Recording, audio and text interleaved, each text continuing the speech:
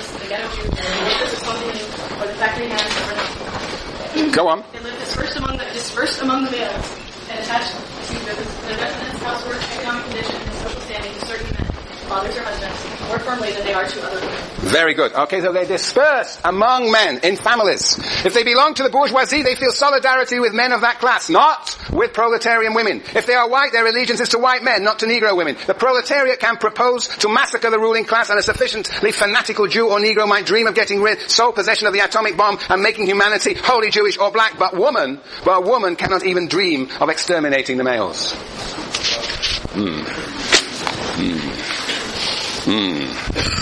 Yes. So the point is that for her, women are dispersed among men, but they also, in their relation to men, they have all sorts of specific interests. She talks about their material interests on page 27. 27. Is that right? 27. She talks from the top of the page, 2, 4, 5, 6 lines from the top. She says, to decline to be the other, to refuse to be party to the deal, this would be for women to renounce all the advantages conferred upon them by their alliance with a superior caste. Man, the sovereign, will provide woman, the liege, with material protection and will undertake the moral justification of her existence. Thus she can evade at once both economic risk and metaphysical risk of a liberty in which ends and aims must be contrived without assistance.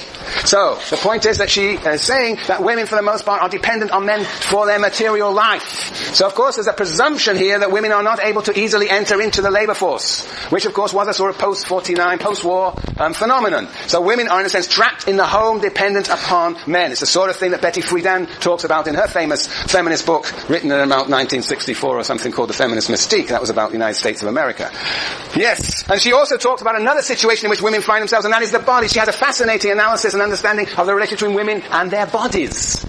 It's a very depressing part of the book, actually. The men don't even notice their bodies. But women have a complex relationship to their body. They are bodified, and they are constituted as having a body, but they also, in their biological relationship to the body, it is an uneasy relationship, she argues. So that's another part of the situation of women. Yes, well, we'll talk about that later. But anyway, so there is the situation of women and dispersed amongst men. Yeah. Right. Now these men here, they're also in a situation. What is the situation of men, according to Beauvoir? What is the situation of men? Well, they, first of all, are in the business of defining women as inferior. And they place women in a position so that they can only act as inferior. That she says on page 30. They are, she says, simultaneously the creators of women and the judges of women. They create women, they force women, compel women to hold places of inferiority and dependence, and then say, aha, women are inferior and dependent. They are simultaneously creators and judges. And they have material interest in keeping women out of the labor force, keeping them from competing with men, as she says on page, I've forgotten that page, I didn't put it down. Who's got the page number? 30. Sorry? 30? 30 is the reduce women to certain type of work and then reduce this what they are good at. That sounded like Abigail. No, who was that? It's Andy. So where are you, Andy? It says, well, in the middle of the first paragraph, it says, this vicious circle is met with in all analogous circumstances, but an individual is not situated out of their own factors that he somewhere here. Yes, but the significance of the verb, and then, well, that's the point about men actually creating women, putting them in inferior positions, making them dependent, and then constituting them as fundamentally inferior. But there's also a place where she talks about the competition, the competition in the labour market in which men secure their privileged positions. Next paragraph. Starting at some men. All right, we can do that. The next paragraph, I'll read from the beginning. Many men hope that it will continue. Not all have given up the battle. The conservative bourgeoisie still see in the emancipation of women a menace to their morality and their interests. Some men dread feminine competition. Recently, a male student wrote in the Hebdo Latin, every woman student who goes into medicine or law robs us of a job. He never questioned his rights in this world, and economic interests are not the only ones concerned. There is another place where she writes about... All right, well, let me continue because it's important what follows here. One of the benefits that oppression confers upon the oppressors is that the most humble among them is made to feel superior. Thus, a poor poor white in the South can console himself with the thought that he is not a dirty nigger, and the more prosperous whites cleverly exploit this pride. Similarly, the most mediocre of males feels himself a demigod as compared with women. So this is a way in which men with inferiority complexes of insecurity can constitute them as superior by subordinating women to themselves. Yes. Okay, so what the situation of men is one in which the world drives them to dominate women, to constitute themselves with status interests above women. They have material interests opposed to women, and they define women as inferior by virtue of placing them into inferior positions. Yes, and this is the next part of the picture, is that men have these mythologies about women. They constitute these mythologies, if you want, ideologies about women that justify their domination. And among these mythologies is that the domination of men is willed in heaven, page 28. Or the idea that somehow women are separate but equal. But the important point is that they're separate but different. They're different but equal but different. But always the emphasis in the end is on the difference. And the difference turns into a form of domination, page 29. And then the way men talk about the feminine mystique, the eternal feminine characteristics of women. That's another way in which men mythologize women and justify domination. Yes. Now, what gets interesting is down here. And this is where this is the existential moment. Well, it's all existential in some way, but this is the most interesting. Women have two responses to this situation of subjugation. Two responses. What she calls an inauthentic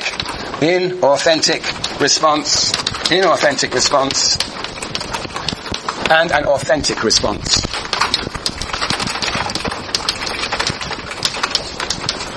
Now, can somebody tell me the difference between an inauthentic and an authentic response of women to their subjugation?